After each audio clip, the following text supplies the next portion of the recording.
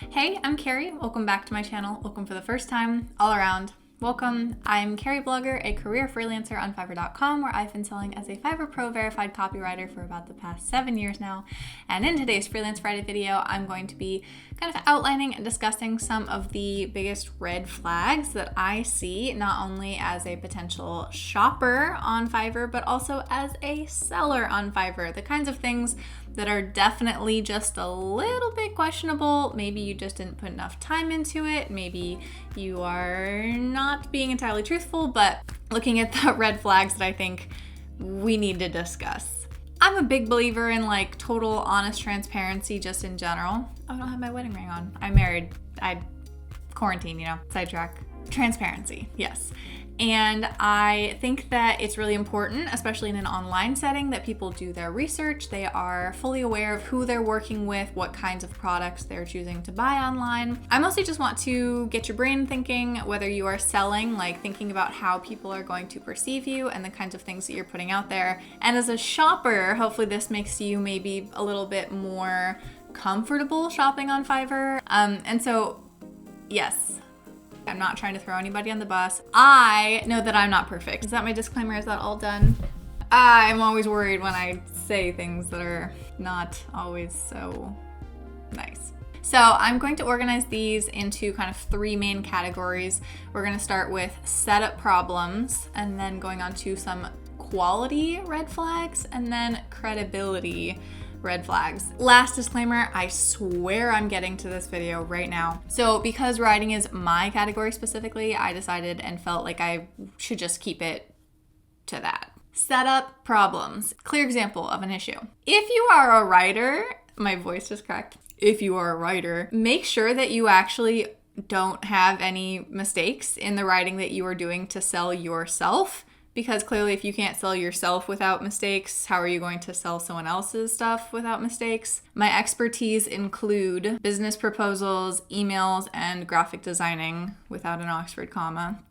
I am much interested in considering the jobs available on this site. So another simple little error, in my opinion, or kind of red flag, is all caps shouting. Can we just agree to outlaw all caps like on the internet? Can we just get rid of caps lock completely? It just doesn't belong. There's just no reason. Next up is when you have no video thumbnail. I actually found another and I forgot to get a screenshot of it. I can't find it again. It was so funny though, because it literally started with a blank background. So it was just a blank square. It was so weird. They have a video. It's them talking. That's cool. But the fact that it looks this like unprofessional that they didn't put a thumbnail on their video, I would not click on this because it's like, what are you doing? So if you don't know when you're setting up your video and your thumbnail, you can actually pick the preview frame that you want to stick to it. I personally like to include my image thumbnail at the end of the video. That way I can set the same preview thumbnail for video and the image itself so that they match and it all looks beautiful. Okay, here's another example of just setting up kind of weird. In this case, they were trying to use humor, which I totally love. I think it's fantastic to have a personal tone of voice, something people can really connect with you on. That's a great strategy. It just doesn't work here because it just doesn't make sense. And again, some issues in this writing description, so that's one strike. Our wonderful internet is saturated with content. However, some of this content, these fresh pieces of writing, not so great. So what does this mean for you? Your content needs to pop. Enter me. My job is to make your content great and set it apart from the rest of the kids on the block. No, I can't cook for you, though I do make a mean chili. I can't clean for you, but I can use words. Like the strategy's there. I get that they're trying to do something like unique and like memorable, but it just doesn't work. If you can't come up with clever, engaging writing to sell yourself, how are you going to be able to do that to sell other stuff? Moving on. Next one, big red flag, is just being super duper vague about what's included. I will be the creative one, doesn't tell me anything. Very few people are so good at literally everything. I personally don't offer writing for every kind of writing because they take different skill sets. They have different requirements. Be creative. Big ask. It's a big ask. All right, we're moving on to our second category, which is quality concerns. One big red flag, and this isn't the best example I could find, but it is the one I grabbed a screenshot for, is having a huge skills list that is unrelated to what you're actually doing. This seller is specifically just offering copywriting services, but for some reason they needed to include data entry and typing and voice talent and MailChimp, like the other superfluous skills. It just dilutes the fact that you say you're good at other things. Another problem is having absolutely no explanation with also having no specialty. This person didn't say that they're vastly multilingual and fluent in all these languages, and they didn't say that they work on an international team. Another example of quality concerns. Again, I'm trying to give people the benefit of the doubt here. This video literally had me cracking up, so we're just gonna play a teensy part of this. I am a top seller and a full-time content writer here on Fiverr. What can you expect from my content writing service? As a dedicated content writer, rest assured that each of my articles is well-structured and full optimized for search engine. Attention to SEO content. All content is SEO focused. Oh boy. Okay, this is a hard one. You have to trust me on this. I know that I said in a previous video with tips on how to get your first clients, I said that maybe you just have to be the fastest and the cheapest, and that's how you're gonna get your first couple sales, and then you can scoot up from there. But one of the big quality red flags is the fact that some things just are too cheap. It's just like the too good to be true thing. If you're telling me that for $15 you will write 3,000 words of non-plagiarized, well-researched content in one day with unlimited revisions for $15. I just don't believe you. You know, again, benefit of the doubt. For $15, putting enough mental energy, personal value, attention, care, time, red flag, that's all I'm saying. Another quality concern for me is if they say that plagiarism free is their top benefit, because if you don't plagiarize, you don't need to put it through a plagiarism checker. So if plagiarism free is your very top benefit, that is setting the bar really low. Again, in like every video I say, I think it's so important that you have a portfolio, because especially as a writer, you have a tone of voice that I think is really important to translate. First of all, I had a heck of a time even finding anyone that used a portfolio, but 2 portfolios that I did find were just full of really, really poorly written content. I shouldn't come to your portfolio and read, have you forgotten to close the door, causing the dog to be lost? Have you spent expensive money buying a baby monitor or pet monitor? From now on, click on Add to Cart to quickly purchase portable kids fence pet safety door guard and your troubles will disappear.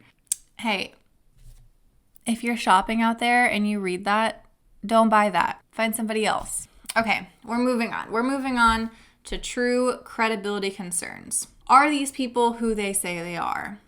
Are they going to deliver the things that they say they will? And these are the red flags that pop up to me personally. Making big overstatements without backing them up. To say that you are a top-level Fiverr seller and certified digital marketing expert, but you're actually level 2, you only have 36 reviews, and your average is 4.7. In reference to the certification thing, I was looking through this person's profile the whole way through, and there was no reference of like where they're certified, what they're certified through. Credibility concern. Using stock photos is insanely common, and it's also not good.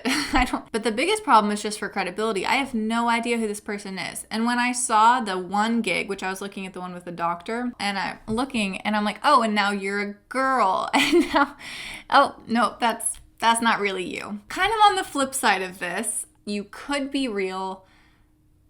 You could be. But there's just something about this that's it's just a little red flaggy. Maybe you do only have one picture of yourself. Maybe. But the fact that these images are like cropped so weird, and then they're like reversed left and right. Part of the reason that when I do my brand overhauls and stuff that I do a new profile picture, I have all different gig pictures of myself, the videos that are all the same, because I want people to know it is me. Literally no one could be impersonating me, but people have taken my photos before and tried to set up things on like Asian fake Fiverr sites, which I'm like, stop. There's no question of who I am. And in this case, I'm like, you know what, dude?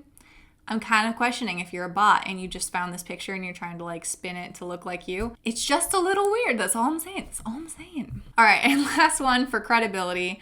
This is basically just a rule of the internet. If you are looking at a new thing that doesn't have many reviews, unfortunately, we all need to be aware of the fact that some people make up reviews, some people pay for them. I don't support it. I think there's other ways to do it correctly within the rules. If you see things are generic and repeated and from the same person, those are like 3 massive red flags. Looking at this gig, it was to do a permanent post on BuzzFeed, which was spelled wrong for the record. How are you doing this?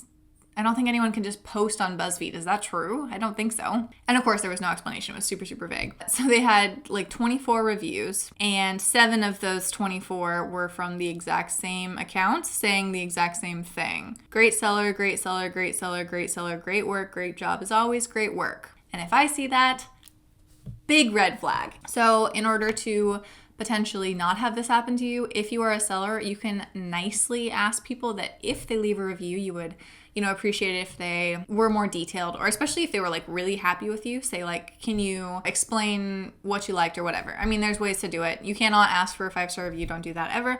But you could hopefully get people to say more than just great work. Okay, so hopefully I didn't throw anybody under the bus. Too bad. Hopefully I didn't. Potentially even, maybe you have really great intentions and some of these people just don't have the skills. Maybe they think they're qualified to be a writer and do these things and sell these services, and they just actually don't have the skills and they don't know. I do think that Fiverr has so much talent, and I think that it has opened up doors for a lot of small businesses and entrepreneurs in ways that weren't previously open to them. It just really depends on choosing the right person, doing your research, and feeling confident that you are not wasting your money. And as a seller, please don't ruin our platform by selling things you're not qualified for. Heaven forbid, actually intentionally trying to scam people. Let's all agree to not do that. Me too. I'm not perfect, but we can do better. Thank you so much for watching. Again, this is Freelance Friday. I post every single Friday. And if you have a question for a future video, feel free to comment that down below. Please be sure to like and subscribe. My little channel is growing, and I so appreciate having you here. If you're still watching at the end of this, you are actually my hero. Thank you. Let's get back to work.